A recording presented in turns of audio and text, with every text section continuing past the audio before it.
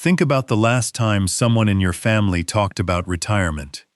Maybe it was a parent, checking a 401k balance. Maybe it was you, doing the math on when you could finally stop working. Retirement feels like a fact of life, a guarantee, something owed to you after decades of work, as certain as a paycheck, as old as the country itself. But here's the thing. For nearly 150 years of American history, that guarantee did not exist, not in a weaker form, not on a smaller scale. It simply was not there. There was no federal check waiting for you at 65, no national safety net, no assumption, written anywhere in law, that a person who could no longer work still deserved an income. So what did old age actually look like? For most Americans, it looked like this. You worked until your body gave out. Not until you felt ready to stop, until you physically could not continue. A farmer plowed into his 70s. A laborer kept lifting until his back would no longer let him. And if you couldn't work anymore, you depended on your children, your neighbors, a church basket. And if none of that held, you went to the almshouse, the poorhouse, a public institution, built by local government for exactly this purpose, where the elderly poor lived out their final years alongside the destitute, the sick, and the abandoned. This is not a story about a distant medieval past. This is 1900. This is 1920. This is your great-grandparents' generation. And this is not just a story about old age. It's a story about what a society owes the people who built it, and who gets to decide the answer. It's a story about how a private tragedy, repeated millions of times over, quietly became a national crisis, and what it finally took to force a response. So let me take you back to the beginning, back before the safety net, back to a time when growing old in America meant something very different than it does today. Let's start with a name, Homer Jackson. In 1880, Homer Jackson was admitted to the almshouse in Warren County. He was 70 years old, a widower. His parents, the record notes, had been enslaved in Arkansas before they bought their own freedom. Homer died there, in that almshouse, 2 years later, in 1882. We know this because someone wrote it down. County almshouses kept ledgers, name, age, race, date of admission, date of death. Not because anyone expected history to care, because that was simply the paperwork of what happened to people like Homer when there was nowhere else for them to go. This is what old age looked like for a huge share of Americans, for most of the country's history. Not a metaphor. A building, a real, physical institution, built by your local government, funded by local taxes, for exactly this purpose, housing the elderly poor alongside the sick, the disabled, and the destitute of every age. Here's the thing most people don't realize. This wasn't rare, and it wasn't hidden. It was policy. Almost every county in America ran one of these institutions. Some called them poorhouses, some called them poor farms, because able-bodied residents were expected to work the land to help pay for their own keep. County officials even competed over how efficiently they were run. In 1871, a Huntington County, Indiana newspaper praised its poorhouse superintendent for keeping the farm nearly self-sustaining. That was the standard. Not dignity, efficiency. And there was a hierarchy built into all of it. Local officials openly divided the poor into categories, the worthy and the unworthy. An elderly widow, well known and respected in her town, might receive a little food or fuel at home. A man who looked capable of work, whatever his actual condition, often received nothing at all. There was no legal right to support. There was only the judgment of local town elders, deciding, case by case, who deserved to eat. So if the almshouse was the last resort, what came before it? Family. Overwhelmingly, family. If you grew old in 19th or early 20th century America, your retirement plan was your children. You worked as long as your body allowed, and when it didn't, you moved in with a son or a daughter, or you didn't survive long after. But here's the second thing most people don't realize. Even that safety net was already failing, decades before the Depression made it impossible to ignore. According to research compiled by historian David Hackett Fisher, old age dependency, meaning elderly Americans who could not support themselves and had no independent income, was around 23% in 1910. By 1922, it had climbed to roughly a third. By 1930, before the Great Depression had even fully taken hold, it was approaching 40%. Read that again. 4 in 10 elderly Americans dependent on others for survival. And that number was rising before the crash of 1929 ever happened. Industrialization was already quietly pulling the floor out from under the family safety net. Adult children were moving to cities for factory work, leaving aging parents behind in rural communities. Wages were unstable. Extended households, the kind that could absorb an elderly relative, were shrinking. By 1934, according to the Social Security Administration's own historical records, over half of all elderly Americans in the country lacked sufficient income to be self-supporting. Over half. And what did the federal government offer these people? Nothing. Not a check, not a program, not a promise. There was no federal old age law of any kind. If you wanted support, you appealed to your family, your church, your neighbors, or you went to the almshouse and hoped the local newspaper wouldn't praise how cheaply they were running it.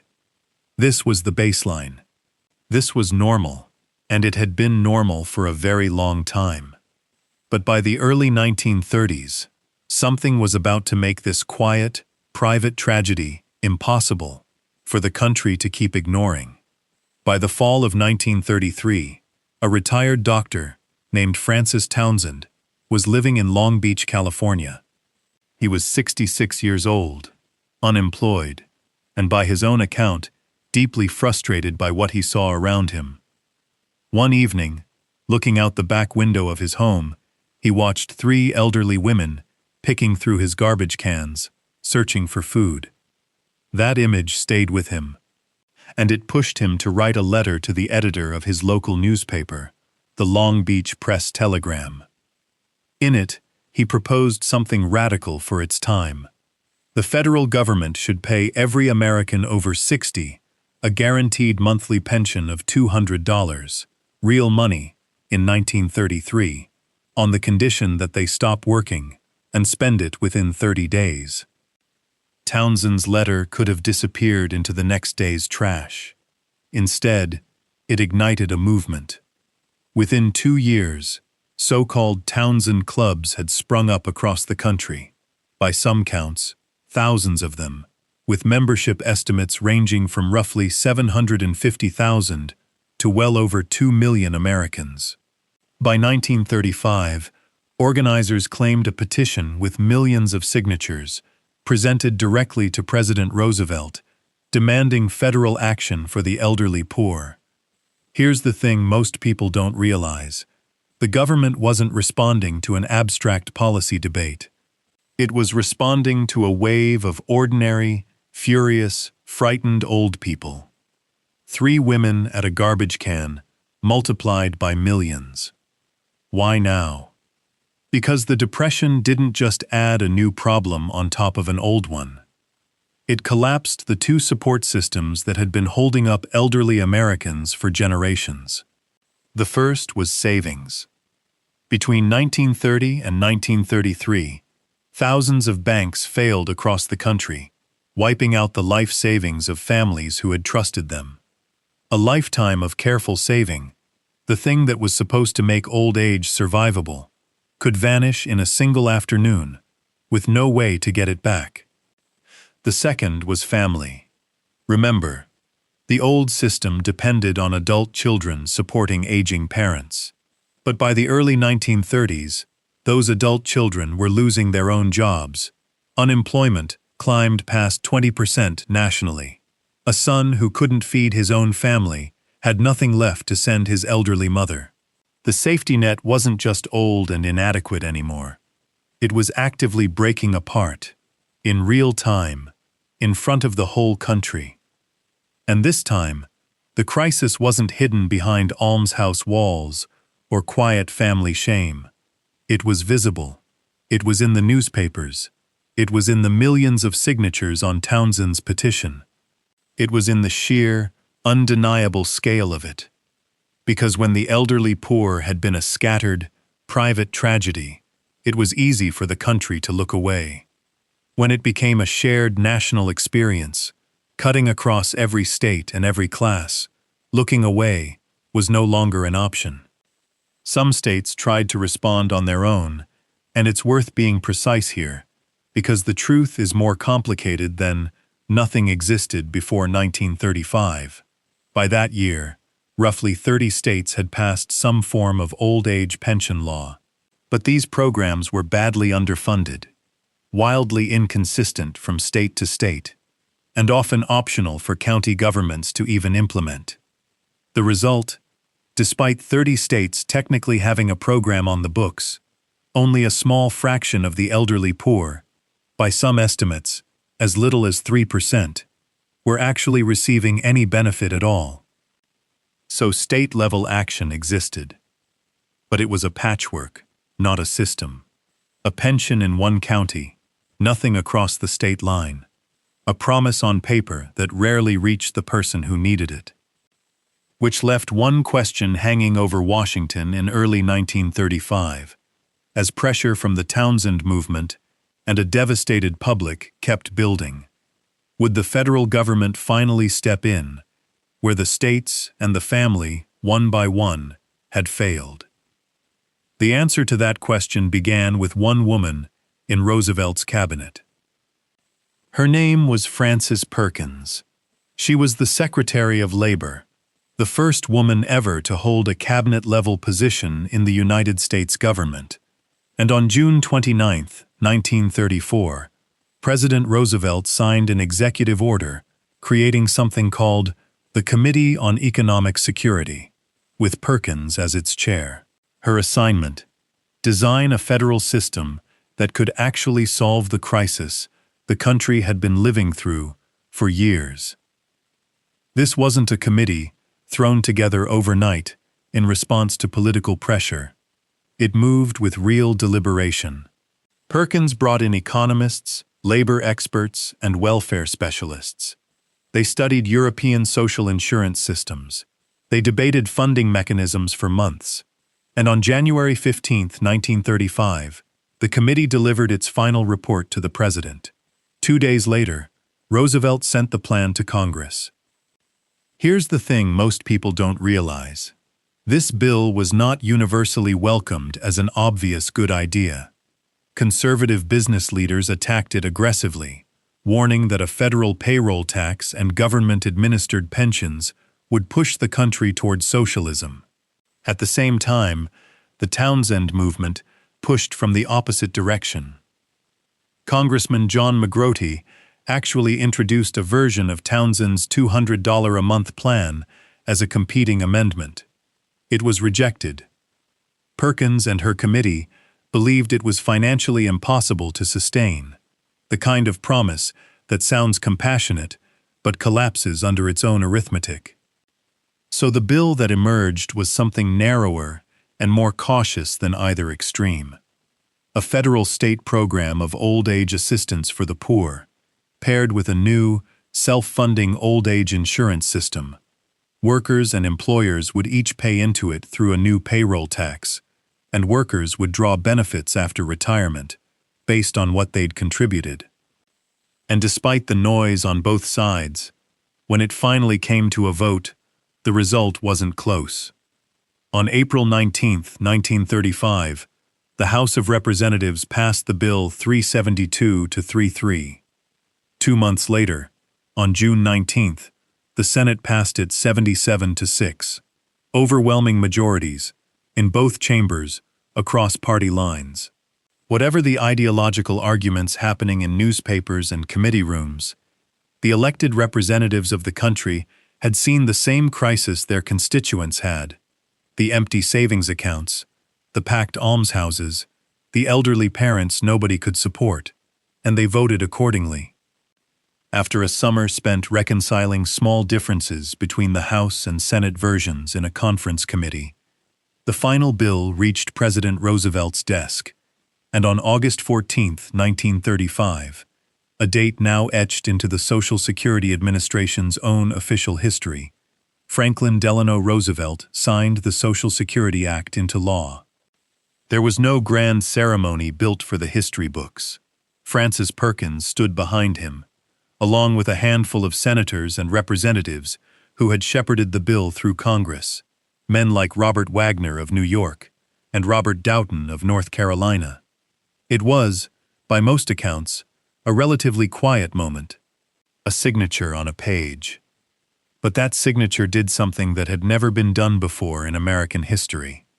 For the first time, the federal government was formally taking on responsibility, permanent, ongoing, funded responsibility, for the economic survival of its elderly citizens. It didn't erase the almshouses overnight. It didn't immediately reach every struggling family. But it planted something that had never existed in the country before: a legal, federal promise that growing old did not have to mean falling into poverty alone. The question now was simple. What would that promise actually look like, in practice, for the first Americans who received it? So what did this new promise actually look like, the first time someone tried to collect on it? Here's where we need to be precise, because this part of the story often gets compressed into a single moment. And it wasn't one moment. It was two, separated by 3 years. The first payments under the Social Security Act were not monthly checks at all. Between 1937 and 1940, the only benefit available was a one-time, lump sum refund, essentially giving back the payroll taxes a worker had contributed, plus a small amount of interest, to people who wouldn't stay in the workforce long enough to qualify for ongoing monthly benefits. According to the Social Security Administration's own historical records, one of the earliest recipients was a retired Cleveland streetcar motorman named Ernest Ackerman. He'd worked exactly 1 day under the new program. His payout, 17 cents. That's not a typo. 17 cents. The system was, quite literally, starting from almost nothing. The monthly checks, the version of Social Security we'd actually recognize today, didn't begin until January 1940, and the very first one went to a woman named Ida Mae Fuller, a retired legal secretary from Ludlow, Vermont. She'd worked under the new payroll tax system for a little under 3 years, paying in a total of $24.75. By her own account, she hadn't even applied expecting much. She simply stopped by the Social Security office in nearby Rutland while running errands, curious about something she'd been paying into. On January 31, 1940, a check arrived at her house, $22.54, check number 00-000001, the very first monthly Social Security payment in American history. Now here's the number that actually tells you what this program became. Ida Mae Fuller lived to be 100 years old. Over the rest of her life, she collected roughly $22,888 in Social Security benefits, nearly 1,000 times what she had paid in. That gap, between $24 contributed and almost $23,000 received, is the whole story of what Social Security quietly became. Not a savings account you draw down, a shared, ongoing commitment between generations of American workers, expanding steadily over decades, until an entire country built its expectation of old age around it. Think about what that means for you, right now. Every time you check a paycheck and see money withheld for Social Security, you're participating in a system that traces directly back to a 17-cent check and a curious woman in Vermont. A system that didn't exist for the first 150 years of this country's history, and that your own grandparents' generation had to fight to create. And that's exactly why the conversation's happening today. About the solvency of the trust fund, about whether benefits will still be there when younger workers retire, about raising the retirement age, land so hard emotionally, because underneath the policy debate is a simple, historically recent fact. Retirement isn't a law of nature. It's an agreement. One this country made with itself less than a century ago, born directly out of almshouses and empty savings accounts and 17-cent checks, and one that has to be actively maintained, generation after generation, or it can just as easily come apart again. Which brings us back to where we started. So no, the world before 1935 was not some simpler, more honest era where families simply took care of their own. It was a world where growing old could mean physical collapse at your job, or a bed in a county almshouse next to strangers, decided by whether a town elder judged you worthy of help. And the Social Security Act didn't fix that overnight either. It started as 17-cent checks and underfunded state programs, built slowly, decade by decade, into something closer to a promise the whole country could stand behind. That's the nuance worth sitting with. This isn't a simple story of neglect followed by rescue. It's a story about how long it can take a society to admit a problem exists, and how much pressure it takes to finally act on it. If this changed the way you think about something you've never questioned before, the idea that retirement was always just there, waiting for you, that's exactly why this channel exists. Hit subscribe, and consider dropping a like, so more of this hidden history reaches people who've never heard it. And I want to hear from you directly. Where do you think this story sits today? Do you think the promise made in 1935 is still being kept? Or do you think it's quietly eroding, the same way the old system did, right before it broke? If you want to keep pulling on this thread, on how much of what feels permanent in America was actually built recently, out of crisis, go watch the previous video on this channel. America had no federal gun laws until 1934. What did they tax instead? It's the same pattern, hiding in a completely different corner of the law.